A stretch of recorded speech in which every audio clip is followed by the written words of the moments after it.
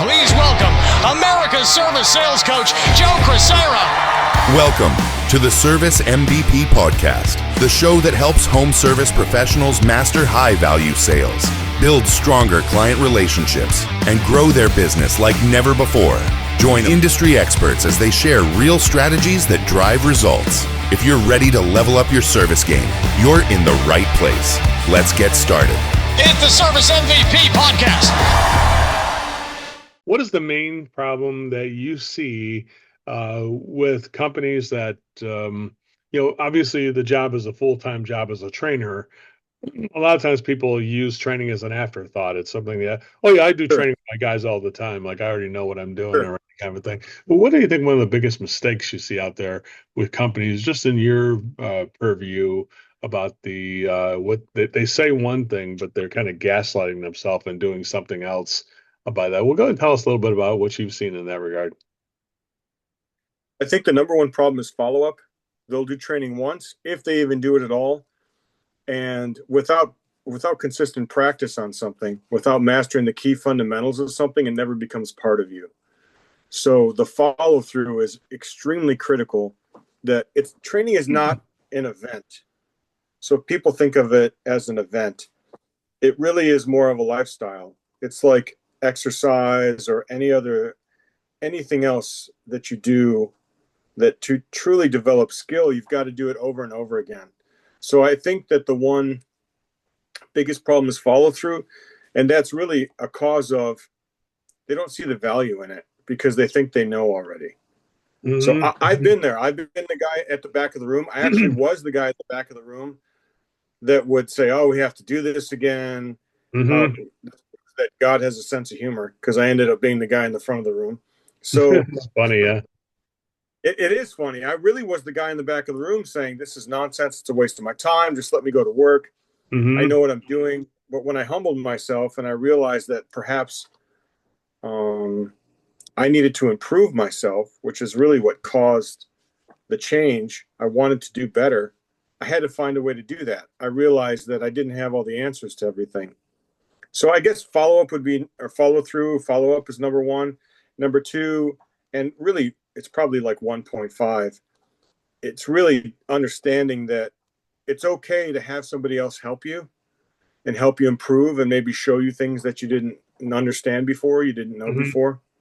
So those are the main problems I see at most companies I've worked for and worked with. I think, what do you think about the ego? Because I think it's like in the trades, when you're working with blue collar people, one of the things people are scratching and clawing for is a sense of confidence. Because I think what you learn in the trades is that the most successful people who work in customer service or in any kind of a trade are the ones who are confident that they can solve the problem and also to be able to handle customers and stuff like that. And I think confidence is sort of like a thing there. But sometimes, can you speak on the fact that sometimes the ego or the confidence, the false sense of confidence that we think we fool ourselves into having can get in the way of learning new lessons and having an open mind? Talk about that a little bit, if you don't mind. So something that I'll mention on ego. I think ego, in a sense, a strong feeling of yourself is good, but ego can also be a blanket on insecurity. So I think oftentimes people that demonstrate an outward exuberance about themselves, or maybe present themselves in a way like they're the man all the time, I really think they're masking an insecurity. I think someone who's truly confident, they don't need to show off. So when you really know what you're doing in your job and you talk to the customer, they can feel it, right? Like when I fly on a plane, I'm not flying the plane. I mean, I've flown a couple of small planes in my life, but I'm not in charge of that plane with all the people that are inside. So I need to trust this person flying the plane, the pilot and the co-pilot. So I would prefer, if they weren't egomaniacs, I would prefer that they were really confident professionals. And you can feel that off of a person. That's a good point. Yeah, I think you can see, like, when I think it's a good analogy. Like the pilot, don't worry, I'll just fix it if I'm in I'm such a great pilot, I can overcome any problem. And That's a problem. there's no need to do a pre-flight check or anything like that. We got it. It is. I'll just I can land it without power if I need to. So it's like, dude, I don't think I want to go on a ride with that guy. It's like, No. yeah, I really go on the line with like, hang on, we got to make sure things are. We're going to check it again. I think you mentioned it before. Training is not just it's a lifestyle. I always say it's a ritual that That's a great way to put it. it's a ritualistic thing we do. And if you were to say, if you have any spirituality inside or anything like that, which not, whether you I do. have religion or not, you could say to somebody who's like, well, why do I do the same training all the time? It's like, well, I don't know. Do Right. you, when you go to church, don't you say the same prayers and the same thing, the same hymns you're singing? How many times you got to sing, Rock of Ages, Sure. whatever, for you? Like, Right. yeah, I think I got it. Or I mean, I could read the Serenity Prayer, 100 times in a row, and I would get something the 100th time that I didn't get the first time from the Serenity Prayer or the Prayer of Saint Francis or whatever. Those kind of Sure. those prayers are just like they're gold, and those are rituals. I think that religions have come up with, but I think training is sort of like a religious experience because it's like you are growing spiritually from your personal growth. I think is a spiritual growth. What do you think about that? That's my opinion. Any thoughts on that? I would agree with you. And I think one of the biggest takeaways about your statement that I identify with is it seems like, whether it be religion or spirituality or something you do in a ritualistic fashion, it's not always about you, right? This is really for the benefit of the customer. I mean, ultimately, it will affect you and affect the business you work with or for, or the business that you run, perhaps. But this is kind of like a higher level, like a higher plane that we're trying to reach. We're really doing this for the customer.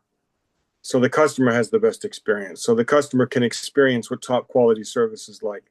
So the customer enjoys the service experience when perhaps they're under a lot of stress and they're calling you because they have a problem. It's not that they woke up one day and said, this Joe Crisara guy's really cool. I think I'll have him out today to fix my HVAC system.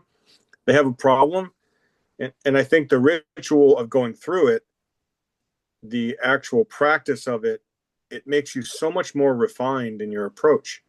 And that refined approach, your ability to convey that to the customer in a very professional way, that only comes through practice.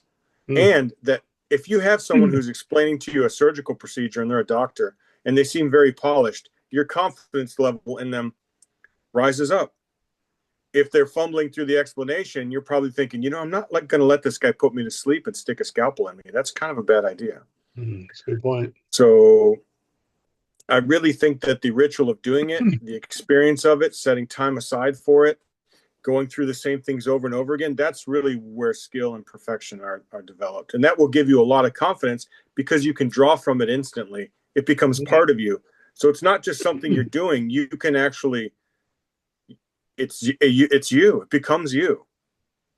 Yeah. I was just talking to a guy who was a ex-pro football player, and he was saying about how his dad made him get up every morning, and he had to he used a push mower because he was in football, and he was like, "Got to learn how to push that thing up the hill." And then he got him a blocking sled. He goes, "Every day we got to go hit the sled." And he's like, "Every day the same thing." And he's like, but when he got into high school football, he realized that he was dominating the other kids because Oh yeah, that ritual that he had done when he was growing up, when he was 8, from the time he was like 6 years old to the time he got into high school, he realized he was way more prepared for that activity than the other kids. And he wound up getting a college scholarship and going on to be a professional football player because of that. Thank you for listening and watching the Service MVP podcast. I want to give you a copy of my free book. Just click on the link below in the description, and one will be sent to you from me personally. Thank you so much for listening.